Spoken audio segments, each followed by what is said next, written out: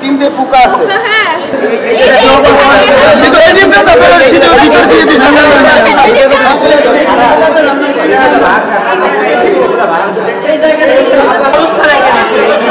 সব ফাটা ফাটা ডিমের অবস্থা দেখুন ভাই আপনার ফোন নামে দিয়েছে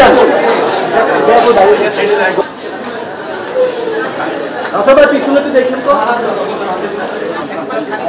আপনার তো প্রবেশ টাইম এখন আপনি আসছেন কেন একটা বন্ধু তো কাগজ রয়েছে আমরা ভাই এখন তো টাইম না প্রবেশ করা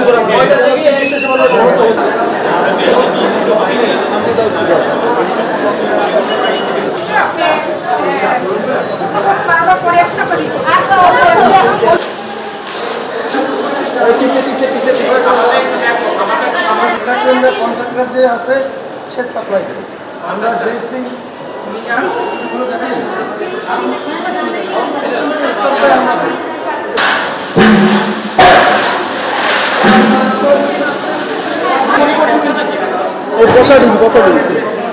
ডিমটা পোকা আছে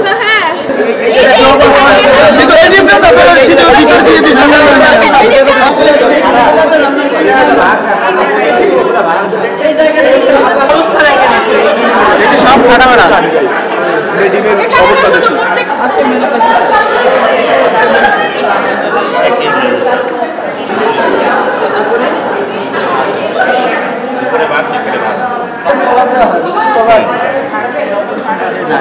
সমাজে বিশ্বাস হয় না ভাইয়া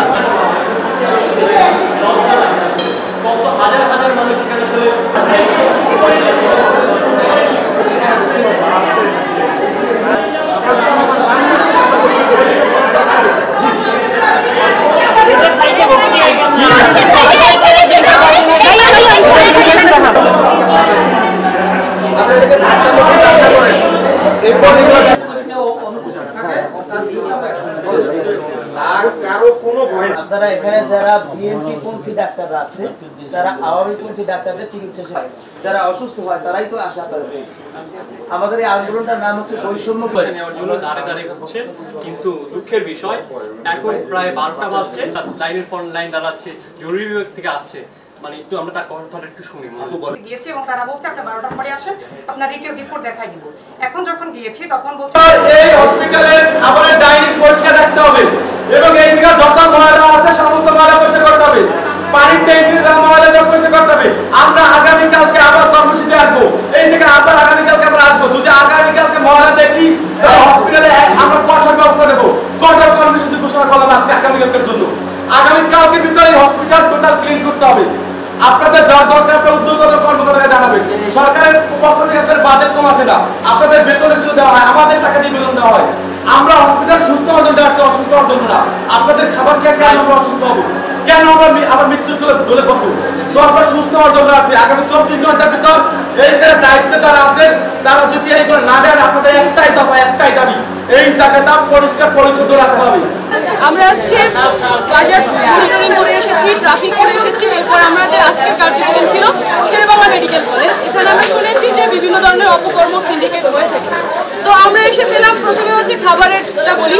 এখানে অনেক অস্বাস্থ্যকর বিষয় পাওয়া গেছে, পরিবেশ সৃষ্টি হয়েছে, যেটা আমাদের কাম্য না। আমরা একটা সুন্দর বাংলাদেশ চাই, তাই আমাদের দাবি হচ্ছে সুস্বাস্থ্যকর খাবার পরিবেশন করতে হবে। এরপরে আমরা অ্যাম্বুলেন্স এবং ল্যাব সেক্টরগুলো দেখলাম, এখানেও অনেক সিন্ডিকেট আছে। তাই অ্যাম্বুলেন্স এবং ল্যাব সেক্টরের সিন্ডিকেটের বিরুদ্ধে ব্যবস্থা নিতে হবে ঊর্ধ্বতন কর্মকর্তাদের প্রতি আমাদের অনুরোধ।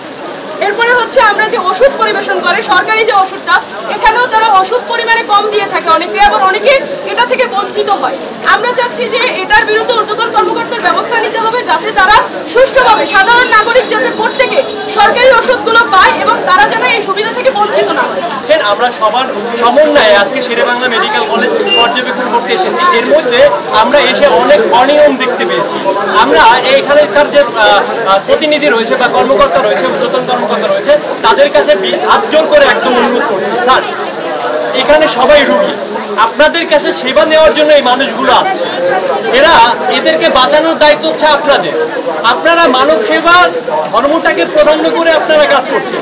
আপনাদের কাছে হাত জোর করে অনুরোধ করছি, আপনারা দয়া করে এই মানুষগুলোর জন্য একটু আর্থিক স্বাস্থ্যসেবাটা একটু নিশ্চিত করুন।